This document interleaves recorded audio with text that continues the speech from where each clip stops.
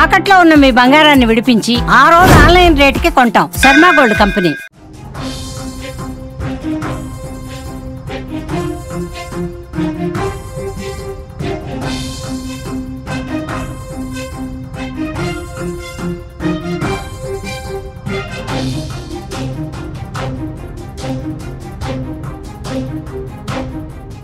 Yes కుక్కతోక వంకర అన్నట్టు పాకిస్తాన్ బుద్ధి కూడా అంతే వంకర.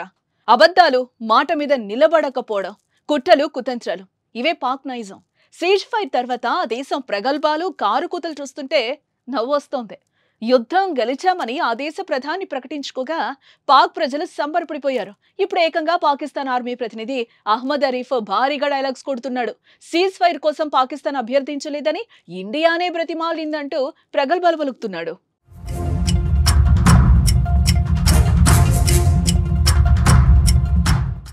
ఇండియా సైనిక శక్తి ముందు పాకిస్తాన్ సైన్యం దేనికి పనికిరాదు.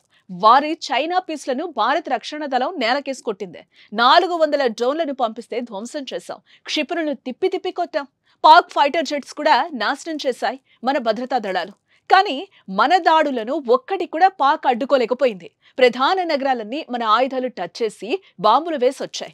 కరాచీ పోర్టుతో పాటు 4 ఎయిర్ బేస్లను కూడా ధ్వంసం చేశాయి. ఈ దాడుల్లో భారత్ మాత్రం ఎక్కడా పాక్ ప్రజల జోలికి పోలేదు. వారికి ప్రాణ ఆస్తి నష్టం కలిగించను లేదు.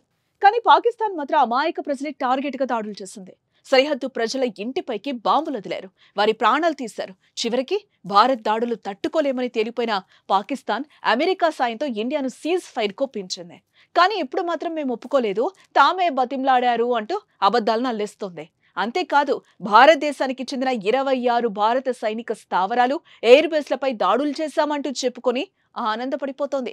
బ్రహ్మోస్ క్షిపణి స్టోరేజ్ ఫెసిలిటీని కూడా పాక్ ధ్వంసం చేసిందని అహ్మద్ అరీఫ్ చౌదరి అన్నారు. Let me say it very clearly and put it on record. Pakistan never requested. The fact of the matter is that on the night of 6th and 7th May, once those ghastly and cowardly attacks were made, the Indians requested after those attacks. And Pakistan gave a very clear response that we will communicate back only after we have given the response that this and retribution that this act deserves.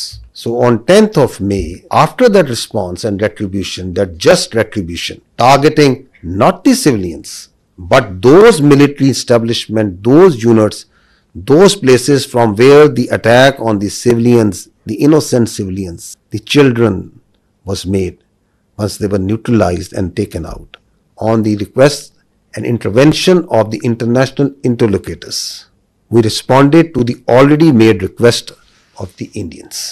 ఇది పాకిస్తాన్ బుద్ధి. ఇలా ప్రవర్తించడం ఆ దేశానికి ఏం కొత్త కాదు కదా. ప్రజలు వారిపై తిరుగుబావుట ఎగరవేస్తారనే భయంతో ఇలా అబద్ధాలు చెప్పి వారిని నమ్మిస్తోంది. సీజ్ ఫైర్ తర్వాత కూడా ఆ దేశం నిబంధనలను ఉల్లంఘించింది. మరోసారి అలా చేస్తే మాత్రం భారత్ దళాలు ఆ దేశానికి వెళ్లి ఆ సైన్యాన్ని మట్టుబెడతాయి. పీఓకే స్వాధీనం కూడా చేసుకుంటామని మోదీ స్ట్రాంగ్ వార్నింగ్ ఇచ్చారు. తోక జాడిస్తే మాత్రం కట్ చేయడానికి భారత్ సిద్ధంగా ఉంది. మరి కవ్వించి పతనం అయిపోతారో లేదా ఒళ్ళు దగ్గర పెట్టుకునే జాగ్రత్తగా ఉంటారో చూడాలి మనం కూడా. And if you see publicly, what's on the public record? What I have shown you just now.